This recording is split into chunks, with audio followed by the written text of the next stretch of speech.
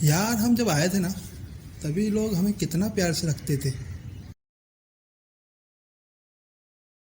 हाँ यार, वो दिन ही अलग थे। लोग 4-4 घंटे तक लिखते थे।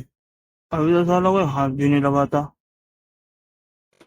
आखिरी बार कब मेरा उपयोग किया था, मुझे तो याद भी नहीं।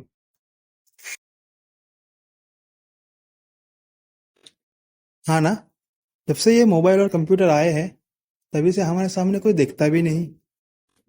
हाँ, ये मोबाइल और कंप्यूटर जब से आया ना, तभी से अपना डिमांड ही खत्म हो गया।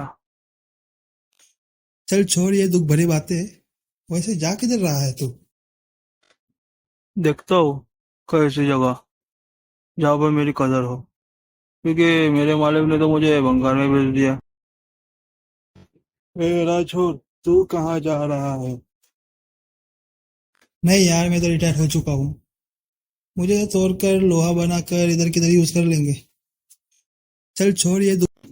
चल मेरे भाई, ध्यान रखना अपना।